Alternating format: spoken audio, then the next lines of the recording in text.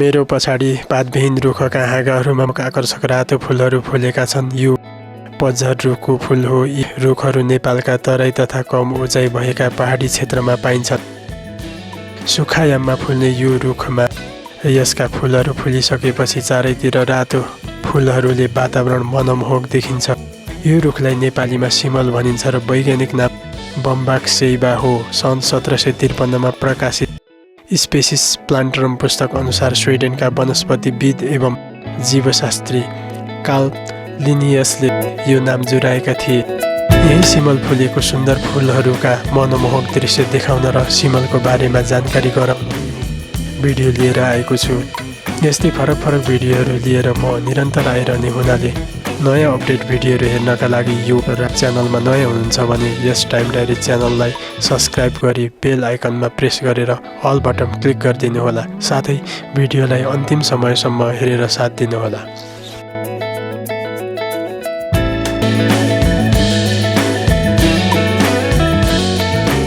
रातो रेशमी कपासको रुख सिमललाई हिन्दीमा सेमुल र अङ्ग्रेजीमा silk cotton tree, red cotton tree आदि भन्दछन्। परिवार मालवासिया अन्तर्गत पर्दछन्। प्राय रातो रङ्गमा मात्रै देख्न पाइने सिमल हल्का पहेँलो रङ मिसिएको र गुलाबी फिक्का सेतो पनि हुन्छ, तर यस्तो रुख बिरलै भेटिन्छन्। यदि रातो बाहेकको रङको सिमल छ भने तिनीहरू दुर्लभ हुन्। सिमल 40 मिटर भन्दा अग्लो हुने हाँगा चारैतिर फैलिएको पतझर रुख हो। पातको लामो भेट्नु हुन्छ र भेट्नुबाट 5 देखि 7 वटा पातहरू हत्केलाको संरचनामा फैलिएर रहेका हुन्छन्। पात 5 देखि 7 सेन्टिमिटर लामो तथा 2 देखि 6 सेन्टिमिटर चौडा, किनारा अविच्छिन्न हुन्छन्। रुखको मुख्य काण्डमा सानो छँदा काँडा हुन्छ भने ठुलो रुखमा काँडा हुँदैन। फुल माघदेखि फागुनसम्ममा फुल्छ भने फल चैत्रदेखि जेठसम्ममा लाग्छ। समुद्री सतहबाट 1400 मिटरसम्म उचाइमा पाइने सिमल नेपालभर प्राय 1200 मिटरसम्मको उचाइमा पाइन्छ। नेपाल सहित भारत, दक्षिण एसियाका सबैजसो देश तथा चीन, Indonesia, Laos, Malaysia, Myanmar, Philippines, Africa र अस्ट्रेलियाका केही भागहरूमा सिमल पाइन्छ। युरोपमा भने सिमल भेटिँदैन। नेपालको धादिङ बेसी सिमल धेरै फुल्ने ठाउँमध्ये एक हो। सिमलको फुलको रातो रङमा गाढा खैरोमा कलेजी सिमाना देखिन्छ। भित्रपट्टि गाढा रातो रङका 5 वटा पुष्पपत्र हुन्छन्। अग्लो रुखमा रातो फुलेको सिमलले पहाडको बेसीका वनपाखाहरूलाई रङ्गिन र मनमोहक बनाउँछ। त्यस्तै तराईका समतल भूभागको 4 कोसे जङ्गलमा खोला बगरतिर फुलेका बडेमानका सिमल रुखहरूले तराईलाई सुन्दर, आकर्षक र रङ्गिन बनाउँछ। त्यसैले सिमललाई तराईको गुराँस भन्ने पनि गरिन्छ। सिमलको फुल बाटो किनारामा ढकमक्क फुलेको देखेपछि मानिसहरू सवारी रोकेर सिमलसँगै तस्बिर लिएर जाने गर्दछन्। कोही सिमलको फुल हेर्दै कोइलीको कुहु कुहु आवाज सुनेर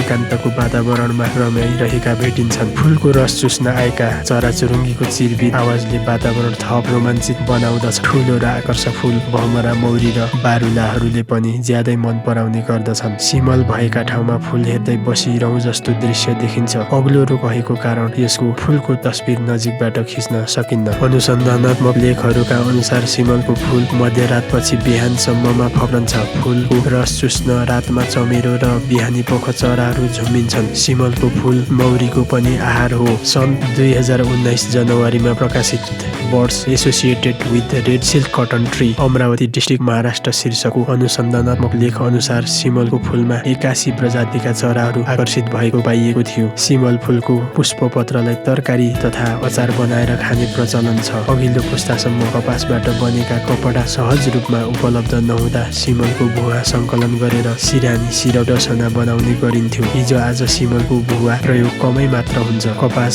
सहजै पाइन्न थालेपछि सिमलको भुवाको प्रयोग घटेको हो। सिमलको काठ केही वर्ष अघिसम्म सलाई उद्योगमा प्रयोग हुने गरेको थियो। सलाईको वैकल्पिक साधनको विकास भएपछि प्रयोग घटेको छ। तर पनि दाउरा र काठका रूपमा पनि सिमल उत्तम ठानिन्छ। सिमलबाट बनेका फर्निचर हल्का हुने भएकाले पनि उपयुक्त ठानिएको छ। यसको काठ सलाई, लटाई, बक्सा आदि बनाउन अत्यधिक प्रयोग गरिन्छ। यसबाट सस्तो खालको प्लाइवुड निर्माण गर्न तथा सामग्री राख्ने ससाना बक्साहरू, सस्तो सिसा कलम, खेलौना आदि बनाउन सकिन्छ। यसको पात डाले घाँसको रूपमा रहन्छ र यसलाई मध्य पहाडी भागमा उपयोग गरिन्छ। कलिला फुलहरू सागको रूपमा खाइने भए पनि नेपालमा यसलाई खाने गरेको पाइँदैन। सुरिला सिमलको रुख खोपेर पानी घट्न र नहर बनाउन नमिल्ने ठाउँमा डोड बनाउने पनि गरिएको छ। प्लास्टिकको पाइप उपलब्ध हुन थालेपछि सिमलको रुखको डोड बनाउन छोडिएको छ। अहिले ढुङ्गाको प्रयोग कम भएको छ र वैकल्पिक चिज प्रयोग हुन थालेको छ, तर पहिले ती ढुङ्गा नाउ बनाउन सिमलकै काठ प्रयोग गरिन्थ्यो। हाम्रो गाउँघरमा कलिलो सिमलको जराको गुदी र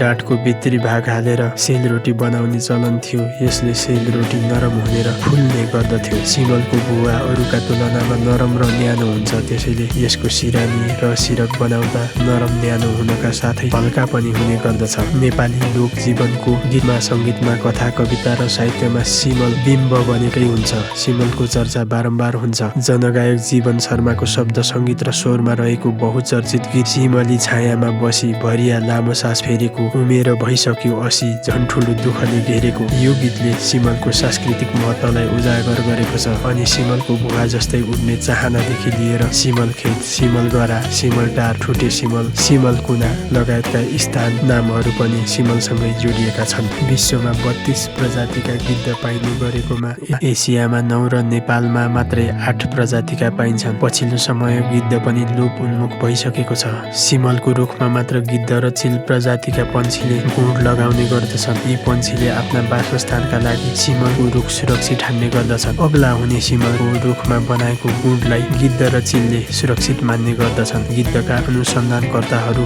अरू रुखका हाँगा धेरै हुने र गिद्धका पखेटा ती हाँगाहरूमा ठोकिने भएकाले हाँगा धेरै नहुने र अग्लो हुने भएकाले सिमलमा गुँड बनाउन रुचाउने बताउँछन्। त्यसैले गिद्धको संरक्षणका लागि पनि सिमल रुख जोगाइ राख्नु आवश्यक हुन्छ। त्यसै गरेर सिमललाई नेपाली परम्परागत आयुर्वेदिक चिकित्सामा महत्त्वपूर्ण औषधीय वनस्पति मानिन्छ। यसको फूल, पात, बोक्रा, जरा जस्ता भागहरूमा थुप्रै औषधीय गुणहरू पाइन्छन्। प्राचीन घरेलु औषधिका रूपमा विभिन्न शारीरिक समस्या तथा रोगहरूमा आयुर्वेदिक जडीबुटीजन्य वनस्पतिका लागि सिमलको प्रयोग गरेको पाइन्छ। पारिस्थितिक प्रणालीमा र जैविक विविधता, वातावरण सन्तुलन र प्रदूषण नियन्त्रणमा पनि यसको विशेष भूमिका रहेको छ। यो बहुउपयोगी वनस्पति सिमललाई जोगाइ राख्नु आवश्यक छ।